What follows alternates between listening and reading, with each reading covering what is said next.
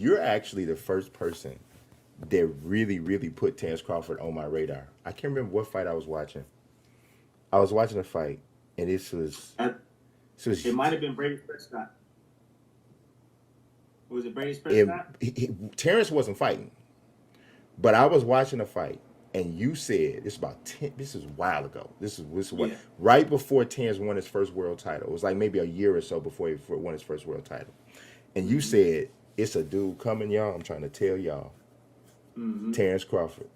Y'all gonna know him. Y'all gonna know him in a minute. And I was like, okay, okay, as I want to see.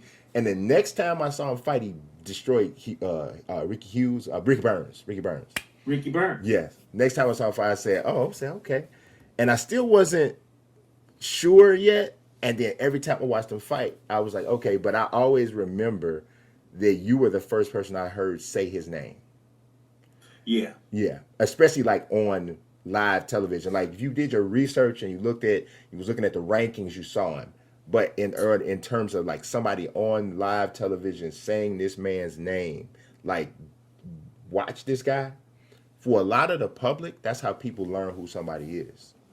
You Right. know, for the first time. So I thought that was cool. And I know you've known him for for a long time. Well, I've known Terrence since 2010, 11. So I that was huge. So I actually brought him out for sparring, and that's how I got familiar with Terrence Crawford. And just the difference. I mean, I've sparred a lot of guys over the years, world champions, Olympians, you name it. I've been in the ring with a lot of quality fighters, but it was just something different about him that really set him apart from all the rest. And I knew he was good. And I was already a unified champion. I think I was a unified champion. I had won the world champion. Yeah, I was like a 3-time world champion at the time before I sparred. So I had a ton of experience in the game, and just the way he was able to handle me. The first time we sparred, I was in shock. I was like, who is this guy? I had to ask him, who are you? What's your name? He was like, Terence Crawford. I was just like, man, where you from? Yeah. Nebraska. What? Omaha. Ain't nothing out there in Omaha. Warren Buffett. I'm like, Yeah. what? Then he was just like, yeah. And I'm just like, what's your record? I think he was like 10 or something to know at the time, 10, 13 to know or something like that. And I was like, why are you not fighting? And then he was just like, I don't know. And I was just like, bro, I was like, you're not a sparring partner, man. And he goes, what? I was like, you ain't no sparring partner. I'm like, man, you're a world champion. And he said, really? I was like, bro, you're a world champion. I'm letting you know right now, you a world champion. Yeah. And so it was interesting. Shortly after that, it was like we had the same manager, Cameron Duncan. Rest in peace, Cameron Duncan. We had the same manager. So I called up Cameron and I was just like, hey, bro. I was like, what you doing with Crawford? And he was just like, why? He's no good. You beat him up. And I was like, hell no. I was like, let me buy him off of you. I'll pay you. He's like, oh, I love Crawford. Oh, I love Crawford. And I'm like, what you mean? He's like, how did he do? I was like, man. I was like, yo, he beat the brakes off of me. And he was like, really? And I was just like, yeah. I was like, it's great help, great work. I love it. And so shortly after that, I get a call from Cameron Duncan. It was like months. I fought my fight. I think I fought against who was it? It was Manny. Was it Manny? No, yeah, it was Manny Pacquiao. Shortly after that, I fought Manny Pacquiao. Then I get a call from Cameron Duncan. He's saying, "Hey, there's an opening for Terence, but it's against Brady Prescott." And I was like, "Take it." And he's like, "Are you serious? Did you see what he did to Mir Khan?" And I was like, "Take the fight." I was like, he gonna beat the shit out of him, and he might even stop. And he goes, "Really?" And I go, "Take the fight." But before Crawford left, I told Crawford, I said, man, stay in shape.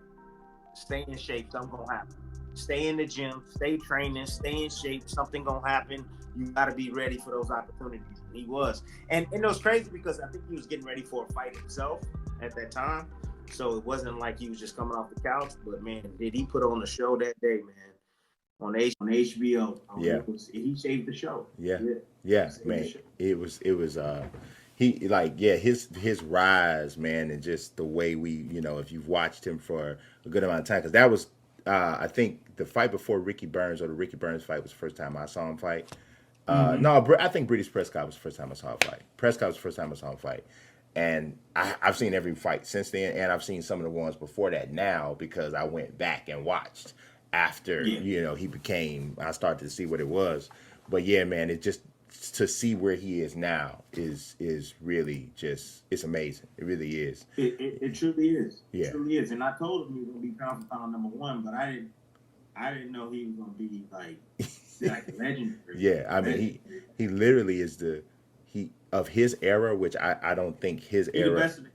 He's the best of his era, and I don't even think it's a conversation. In his weight range, he's the best of his era. You know what I mean? He might be the best of his era regardless of the weight range. You know, it's crazy. You know, it's crazy. Who in their right mind have more skills than him?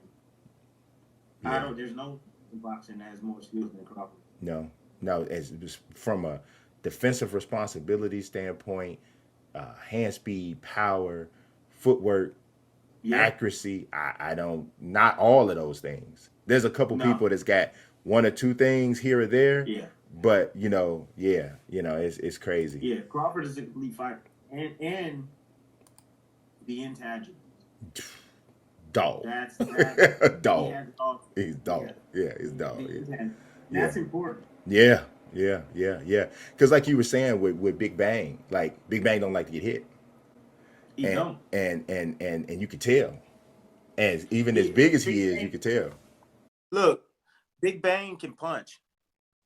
And that's what scares people.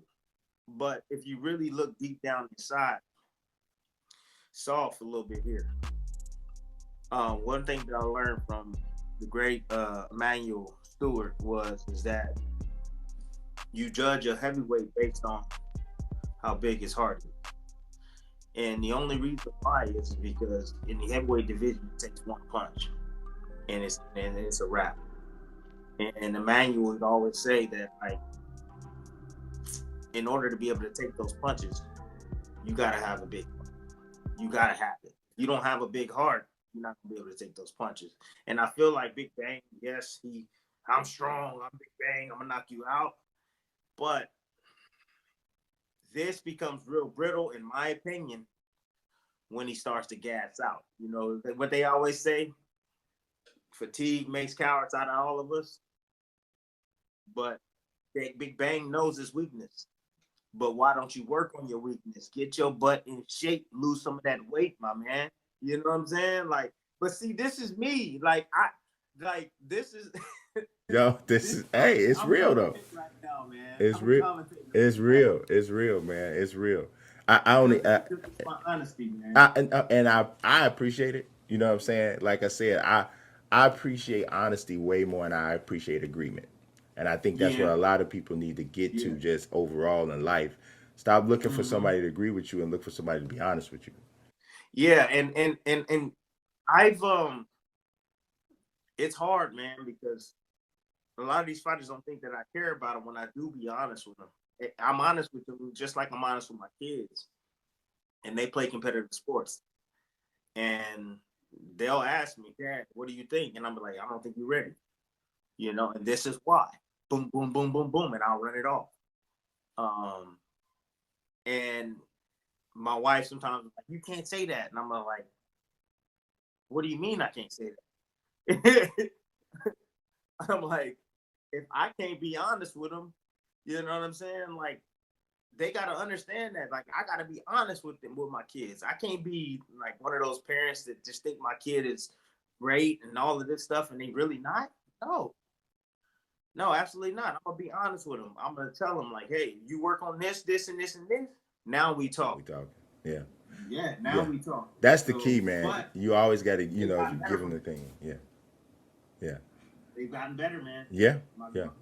Oh yeah, all of them are excelling in soccer, excelling in school, Mm-hmm. and again, it's just being honest with them and telling them. Now, sometimes you got to put it in a because they a kid. Yeah. You got to put it up and wrap it up in a bow. Yeah. Yeah. Yeah. Yeah. That's important. Wrap It, it up in a bow. Be yeah. honest with them.